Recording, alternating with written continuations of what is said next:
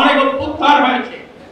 বাংলাদেশে আন্দোলন সূচনা হয়েছিল 1947 সালে হিন্দুস্তান পাকিস্তান ভাগের মাধ্যমে। কিন্তু 47 সালের চেতনা নিয়ে বাণিজ্য করেছিল তৎকালীন মুসলিম লীগের নেতৃবৃন্দ। এই জন্য 54 সালের মধ্যে মুসলিম লীগের ভরাডুবি হয়ে গেছে। মানুষ সমর্থন জানিয়েছিল যুক্তফ্রন্টকে। যুক্তফ্রন্ট যখন মানুষের আকাঙ্ক্ষা পূরণ করতে ব্যর্থ হয়েছিল, তখন যুক্তফ্রন্ট থেকে মানুষ মুখ ফিরিয়ে সমর্থন জানিয়েছিল আওয়ামী লীগকে। আওয়ামী লীগ যখন তাদের প্রত্যাশা করতে ব্যর্থ হল, 75 সালে যে গণতন্ত্রের দাবি নিয়ে মানুষের অধিকার নিয়ে তারা পাকিস্তানের মধ্যে যুদ্ধের নেতৃত্ব দিয়েছিল, যুদ্ধের নেতৃত্ব তো শেখ পরিবার নেয় না। তারা একটা ভণ্ডামি করেছে, তারা এখানে সাথে আত্মসমর্পণ করেছে, মুক্তিযুদ্ধে অংশগ্রহণ করেছিল শহীদ রাষ্ট্রপতি জিয়া রহমান। অথচ শেখ মুজিব আত্মসমর্পণ করেছিলেন। মেজর জলিল সাহেব বলে লিখেছেন অরক্ষিত স্বাধীনতার প্রয়োজনীয়তা। ওখানে শেখ মুজিবুর রহমান সাহেব এইখানকে বলেছিল, আমি যদি আপনার কথা শুনি ছাত্ররা আমার গুলি দেবে, আর যদি ছাত্ররা কথা শুনি আপনার ছাত্ররা আমার গুলি দেবে। আমি তাকে উভয় সংকটে আপনি আমাকে নিয়ে যান, এই কথা বলে করেছে। কাজী এই 47-এর চেতনা ভুলণ্ঠিত হয়েছে, 70-এর চেতনা ভুলণ্ঠিত হয়েছে, তারপর 90-এর চেতনা এর সাথে স্বৈরাচার বিরোধী আন্দোলন হয়েছে। সেই স্বৈরাচার বিরোধী আন্দোলনে যে যারা নেতৃত্ব দিয়েছে তারাই অনেকে আবার গণতন্ত্রের ভিত নষ্ট করেছে, গণতন্ত্রকে তারা হত্যা করেছে, একদলীয় নির্বাচন তারা করেছে। এরপরে তার থেকে মুক্তি পেয়ে গেল মানুষ, আসলো কারা?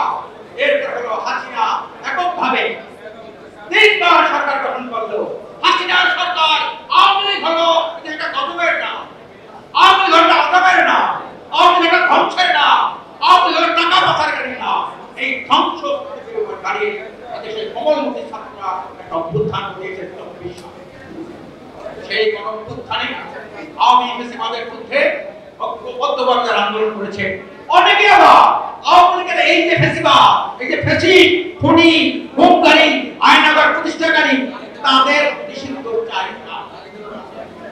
এমন রাজনীতি বোঝে আওয়ামী ফ্যাসিবাদের নিষিদ্ধ চাই না। আওয়ামী লীগকে যারা রসদ দিয়েছে, সহযোগিতা করেছে, জাতীয় পার্টি নিষিদ্ধ তারা চায় না।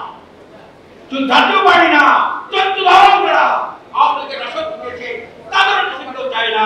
আর আওয়ামী লীগকে যারা পৃষ্ঠপোষকতা করেছে সেই ভারতীয় আধিপত্যবাদ, তাদের গুরুত্ব সঠিক কোনো কথা বলে না।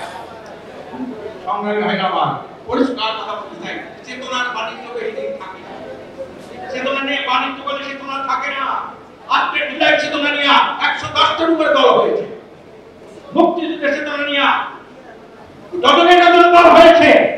মুক্তিযুদ্ধের চেতনা বাণিজ্য করেছে, 1 লক্ষ মুক্তিযোদ্ধা সার্টিফিকেট দিয়েছে।